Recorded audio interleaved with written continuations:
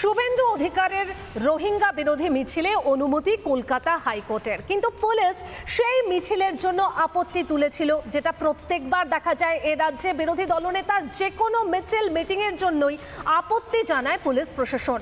2017 সালে রোহিঙ্গাদের সমর্থনে মিছিল হয়েছিল, তখন কোনো আপত্তি ছিল না। তাহলে কি ভোট ব্যাংকের স্বার্থেই এই দ্বিচারিতা?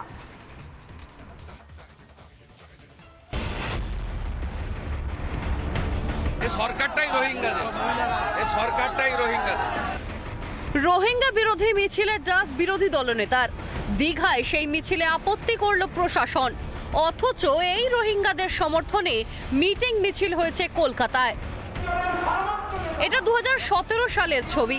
রোহিঙ্গাদের সমর্থনে কলকাতায় সমাবেশ করে একাধিক সংগঠন, মায়ানমারের দূতাবাস ঘেরাও করে। এসবের ক্ষেত্রে প্রশাসন কোনো আপত্তি করেনি।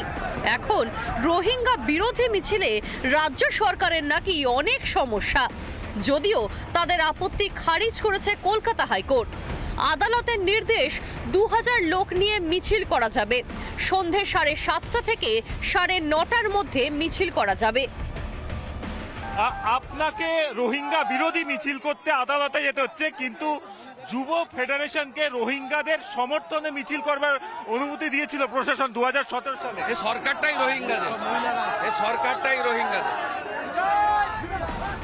রোহিঙ্গাদের পক্ষে সম্মতি আর বিপক্ষে আপত্তি, এটাই রাজ্য প্রশাসনের প্রকৃত চেহারা। ভোটের লোভে বিপদ বুঝেও রোহিঙ্গাদের জামাই আদর করতে চায় তৃণমূল সরকার। কারণ একটাই, ধরে রাখতে শাসন, তৃণমূলের ভরসা তোষণ। রিপাবলিক বাংলা। সংশোধন করা হবে ভোটার তালিকা। রাজনৈতিক দলগুলোর কাছ থেকে বুথভিত্তিক এজেন্ট চেয়েছে নির্বাচন কমিশন, কিন্তু তৃণমূল কি প্রতিনিধি পাঠাবে? এটাই এখন লাখ টাকার প্রশ্ন, আর যা নিয়ে সুর চড়িয়েছে বিজেপি।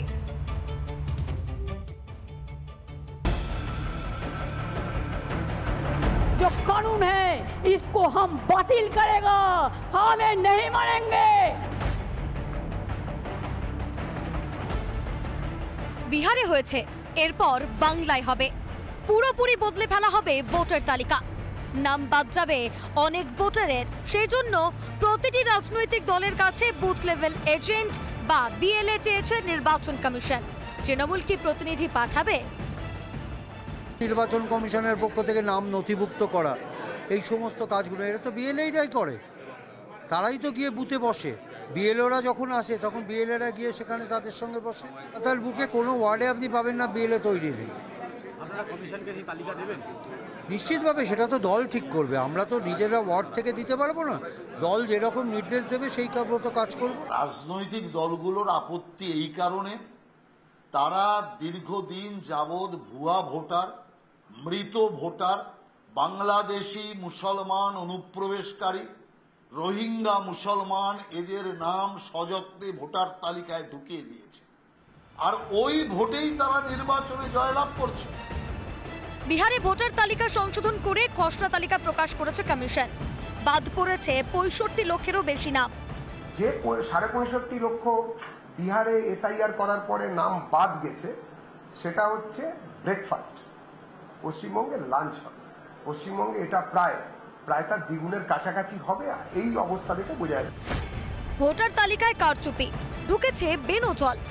এরাই কি তৃণমূলের ভরসা? তাই কমিশনের সংশোধন প্রক্রিয়া ভেস্তে দিতে ফন্দি আটছে ঘাসফুল শিবির, আর তাতেই ভয়ে হাঁটু কাঁপছে তৃণমূলের। রিপাবলিক বাংলা।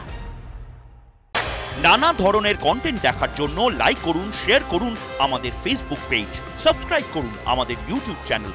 পাশাপাশি অন্যান্য ব্রেকিং নিউজের জন্য অবশ্যই চোখ রাখুন রিপাবলিক বাংলায়।